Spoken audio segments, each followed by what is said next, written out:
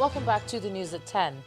Controversy is already trailing the bill proposing the death sentence for fake news, with the latest coming from a veteran journalist, Mr. Sam Amuka, who believes that the bill is unnecessary as the Nigerian constitution provides for legal redress for victims of fake news. Mr. Amuka maintains that there are enough laws that can be activated to prevent the spread of fake news. He was speaking at the presentation of a book, The Big Interviews, in Abuja. You are too much. It is the official presentation of the book, The Big Interviews, which is a compendium of interviews with some public figures in Nigeria. Present at this gathering are politicians and media practitioners, as the author highlights what inspired his work. I didn't plan to write the book at all. I was just a journalist, a reporter, just enjoying my job. But as time went on, I met a gentleman, Dr. Koroma, who said this is like Oliana Farazzi's work, interview with history. You can turn it actually into something. You have interviewed a lot of Nigerians. I began to nurse the idea. In their separate remarks, the former national chairman of the All Progressives Congress extols the role of the media in deepening democracy in Nigeria. Just as the veteran journalist, Mr. Sam Amuka opposes the idea of death sentence for fake news. Without the media, this country will not be where it is today. Without the media, the voiceless will never have a voice. I do not think that death sentence is the answer to fake news. The book is unveiled and presented. Beyond the unveiling, however, both the governor of Rivers State and the national chairman of the APC throw serious banters at each other. I think on that same hard talk, they had this same big man, very, very big man. He writes letters a lot. Even though there are no post office, I don't know where they are delivered. And then they asked him, and he spoke, he said, but they said your government, there was a lot of corruption in your government. And everybody will testify to that. And he said, did they say I, that is himself, did they say he was corrupt? He said, no, that you superintended over a government that, according to Transparency International, was very corrupt. I have enough trouble right now, so I will add to the trouble, and so I will mention no name, but we can know the person. He knows the person, he has associated with the person, he's been groomed under the person, and he's still being overseen by the person. The chairman of the APC said, it's good for leaders to preach what they practice and not to preach what they don't practice. I remember during the chairman's second tenure to be governor of Edo State, he came to the villa to thank the then president who he ascribed to have been interviewed. He said, thank you for one man, one vote. Today, do we have one man, one vote? Two, you remember, in their own time, they had what they call occupied Nigeria. Nobody was arrested, nobody was sent to jail, nobody was detained, nobody disobeyed any court order. Today, are they practicing what they're preaching? Notwithstanding those criticisms, the embrace, the pleasantries among the leaders of the APC and the PDP at this forum tend to give credence to the popular saying that there is no permanent friend or enemy in politics. More reason why their supporters need to think twice before they act. Well, let's take a look at some business news now. Here's Anne Waudu. Banking, so easy, so simple. Dial *894# now to experience it. You first, First Bank.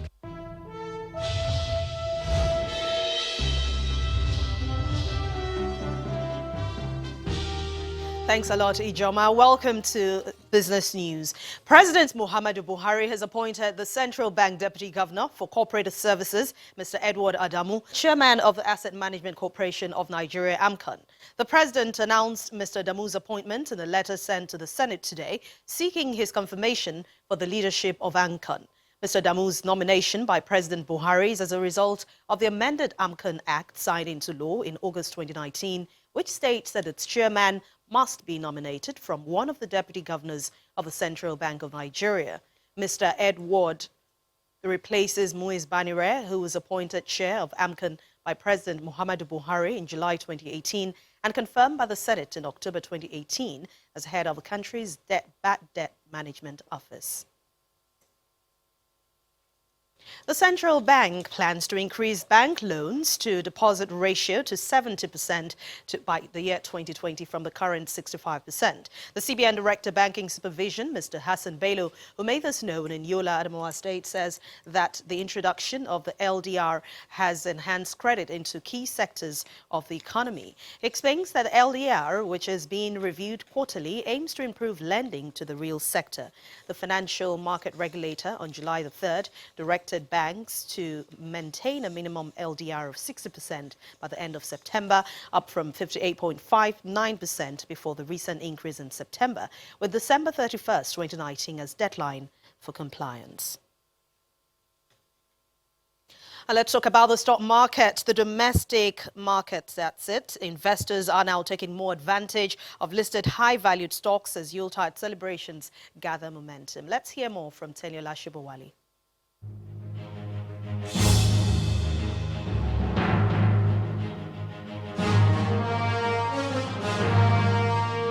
Hello and welcome to the Stock Market Report. About 143 billion naira is knocked off from the total value of listed equities today as the NSE ends Tuesday's trading session deeper in negative territory on persistent profit-taking in high-value stocks. The fresh round of sell pressure by investors, which affected major components across 4 key sectors of the market, consumer goods especially, drove the NSE's main index to a massive 1.11% loss as it heads towards the 25,000 lower level. The impact of heavy profit taken affected 20 equities, which were led by 10% loss on the share price of Dar Communications, while only about 8 equities emerged from the gainer tables, led by 7.41% increase on Royal Exchange. Meanwhile, overall volume turnover of shares traded today was higher by about 3.61 million units, in contrast to Monday's session at 196.29 million units, or carried out in more than 3,100 transactions, led by the shares of GT Bank, Axis and Transcorp. And that's the Stock Market Report. I'm Teniola Shibowale.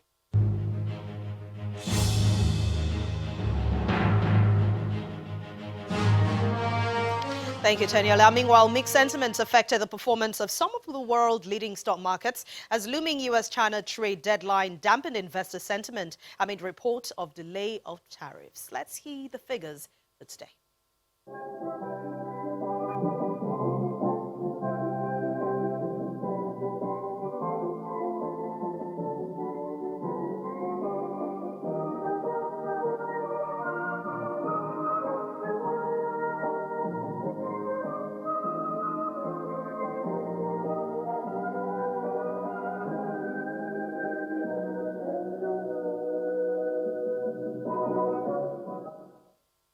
And that's Business News for tonight. Thank you for watching. I'm Anne Nwawadu. Good evening.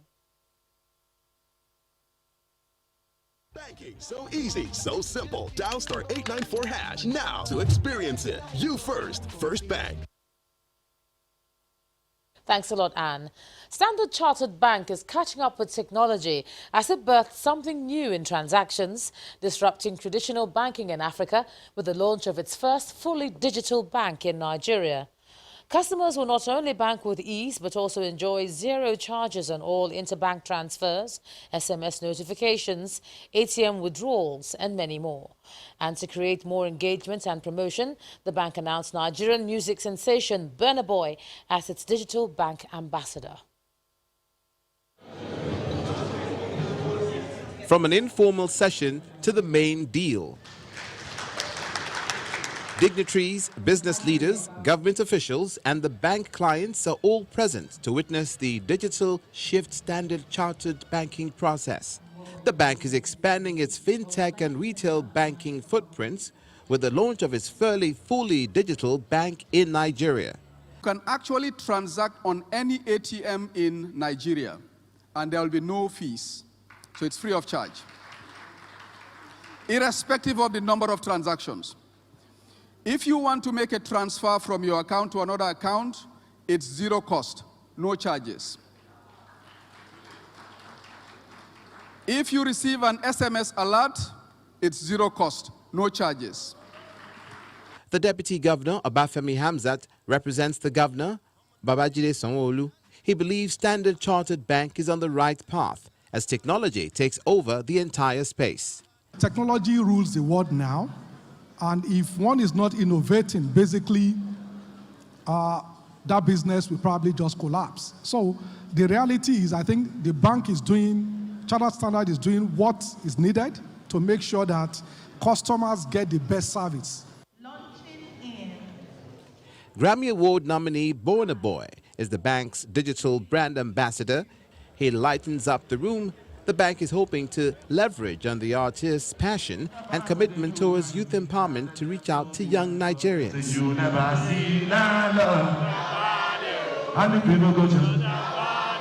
There are multiple benefits that you will get by being a client of Standard Chartered Bank. So we're very excited. I think what is more exciting, of course, is the fact that to make sure that people know about this, that people can really see Standard Chartered Bank's retail banking offer, we have got Burna Boy as our brand ambassador. Designed with continuous feedback from its clients, the bank says its digital services are available by downloading the mobile application on the app stores, starting by opening their bank account within minutes, allowing them to bank on their own terms.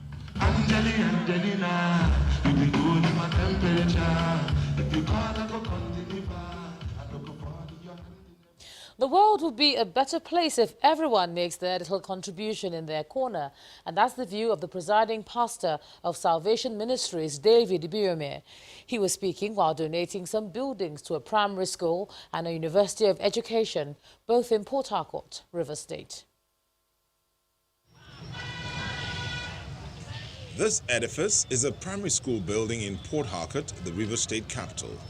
Going by the plan for this school, every pupil will be on scholarship, and that is at the instance of the Salvation Ministries International. This is actually a building we give for primary school. It's a free education building as our own contribution to the society. The entire building will be used for a primary school. They will not pay school fees. This is not his only contribution to education. He has another project within the premises of the Ignatius Ajuri University of Education, also in Port Harcourt. This building, named Salvation Hostel, is a female residence for students of the institution. It is now ready for use, and the management and students are happy about it. We are indeed grateful to you for your support to the advancement of the university in the provision of the world-class female hostel